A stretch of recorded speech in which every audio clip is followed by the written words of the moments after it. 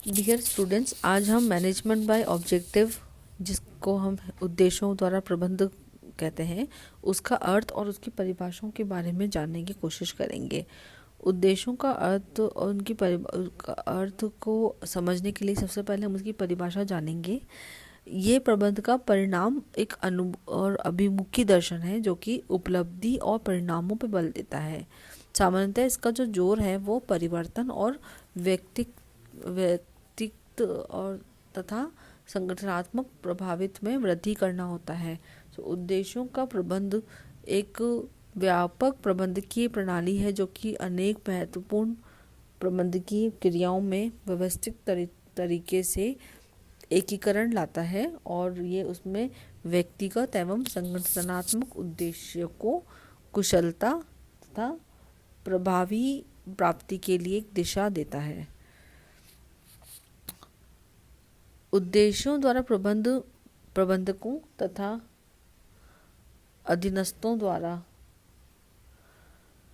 संयुक्त रूप से मिलकर सामान्य लक्ष्यों को निर्धारित करना और प्रत्येक व्यक्ति के उत्तरदायित्व का क्षेत्र अपेक्षित परिणामों के संदर्भ में परिभाषित करना और इसके आधार पर अधीनस्थों द्वारा अपने कार्य की योजना बनाना और अधिकारियों द्वारा उनके कार्य की प्रगति एवं परिणामों का मूल्यांकन करना ही एक समयबद्ध प्रणाली होता है।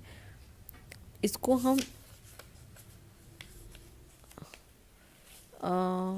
इस प्रकार से समझ सकते हैं कि सभी प्रबंध की क्रियाओं का लक्ष्य अभिमुखी होता है और इसे प्रबंध क्षेत्र में लक्ष्य प्रबंध, परिणामों द्वारा प्रबंध, कार्य नियोजन की समीक्षा, लक्ष्य एवं नियंत्रण, संयुक्त लक्ष्य निर्धारण, एकीकरण एवं स्व नियंत्रण द्वारा प्रबंध, अभिप्रेरण द्वारा प्रबंध, निष्पादन परिणाम एवं व्यक्तिगत विकास मूल्यांकन, इन सभी नामों से इसको हम जान सकते हैं, दे सकते हैं। अब हम जानेंगे उद्देश्यों द्वारा प्रबंध की विशेषताएं।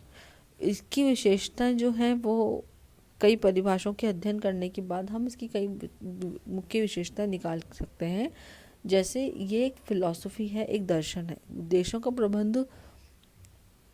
प्रबंध का एक दर्शन है क्योंकि इसमें बाह्य नियंत्रण एवं दिशा निर्देशों को बल मिलता है और यह प्रबंधकों तथा अधीनस्थों के मध्य एकीकरण करके उन पर जोर देता है। उद्देश्यों का प्रबंध एक दिशा भी है, एक डायरेक्शन भी है, क्योंकि इसकी उद्देश्यों की प्राप्ति के लिए यह एक दिशा प्रदान करता है और कर्मचारियों को कैसे अभिप्रेरित किया जाए, नियोजन का निर्माण कैसे किया जाए, संगठन ढांचा, क्रियाओं का समूह एवं अधिकारों का प्रत्यायोजन कैसे किया जाए, ये सब उद्देश्यों का प्रबंध बताता है। उद्देश्यों का प्रबंध एक प्रभावकारी संबंध या की एक प्रणाली भी है। ये एक ऐसी प्रणाली है जो संस्था के प्रबंध के प्रत्येक व्यवहार को प्रमाणित करती है और इसके लिए इसकी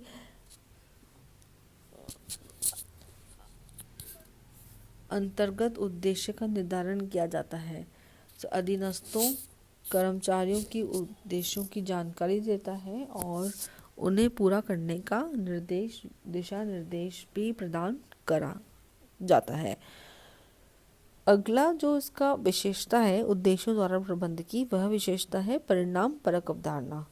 क्योंकि उद्देश्यों द्वारा प्रबंध एक परिणाम परक अवधारणा इसलिए बन जाती है क्योंकि उसमें एक क्रिया परक होती है। एक्टिविटी ओरिएंटेड के स्थान पर ये परिणामों को अधिक महत्व देता है।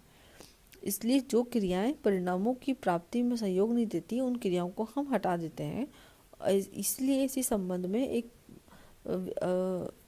फिलोसोफर हैं एलन, उन्होंने कहा है कि उद्देश्य का अर्थ सिर्फ और सिर्फ अंतिम परिणाम होता है और उद्देश्य प्रबंध कार्यक्रम का सबसे अंतिम बिंदु माना जाता है। इसलिए यह एक परिणाम परक अवधारणा मानी गई है। उद्देश्य के प्रबंध की और महत्वपूर्ण विशेषता है जिसको हम बोलते हैं सहभागिता, पार्टिसिपेशन। इसमें इस पॉइंट में हम इस बात पे जोर देते हैं कि उद्देश्य का निर्धारण केवल उच्च अधिकारी ही नहीं करते, बल्कि अधीनस्थों, कर्मचारियों को भी साथ में लिया जाता है। वह सब मिलके इस उद्देश्य का, संस्था के उद्देश्य का निर्धारण में सहयोग प्रदान करते हैं। छठा पॉइंट जो उसका है वह है समीक्षा प्रणाली का निर्धारण। उद्देश्यों द्वारा प्रबंध के माध्यम से समीक्षा प्रणाली का निर्धारण किया जाता है, जिसमें वास्तविक परिणामों की समीक्षा निर्धारित किए गए उद्देश्य के संदर्भ में ही की जाती है। निष्पादन स्तर एवं मूल्य भी इसकी एक विशेषता है, क्योंकि इसमें उद्देश्यों द्वारा प्रबंध में प्रत्येक प्रबंध का निष्पादन स्तर एक इस प्रकार से निश्चित किया जाता है कि वह संस्था के मूल उद्देश्य की प्राप्ति में सहायक हो, और इसके अतिरिक्त प्रत्येक प्रबंधक के निष्पादन का मूल्यांकन उसके लिए निर्धारित लक्ष्यों में भी किया जाता है। यह एक साधन भी है, क्योंकि उद्देश्य का प्रबंध व्यूह रचनात्मक नियोजन एवं नियंत्रण स्थापित करना भी का एक साधन होता है, जिसका कारण ये है कि इसके आधार पर ही संस्था की आंतरिक एवं बाह्य दशाओं को ध्यान में रखते हुए व्यूह रचना बनाई जाती है, और इसके पश्चात ये देखा जाता है कि यह व्यूह रचना कहाँ तक सफल हुई है और कहाँ तक नहीं हो पाई है, जिसके परिणाम स्वरूप कई नई व्यूह रचना का निर्माण किया जा सकता है।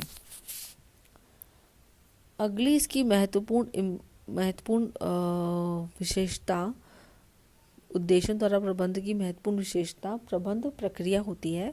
यह एक ऐसी प्रबंध प्रक्रिया है जिसके अंतर्गत हम उच्च और अधीनस्थ मिलकर उद्देश्यों का निर्धारण करते हैं और उसकी प्राप्ति हेतु क्रिया या साधनों का प्रयोग करते हैं, जिसके परिणाम स्वरूप व्यक्ति, संगठन एवं वातावरण में एक एकीकरण स्थापित किया जाता है।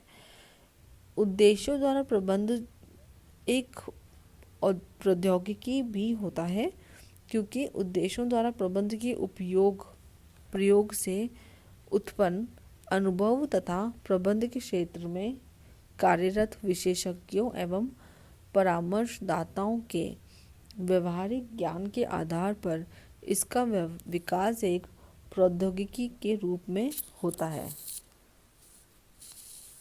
ये सारी इसकी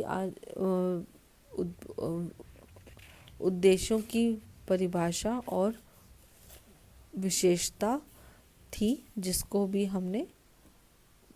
जिसकी अभी हमने चर्चा की है।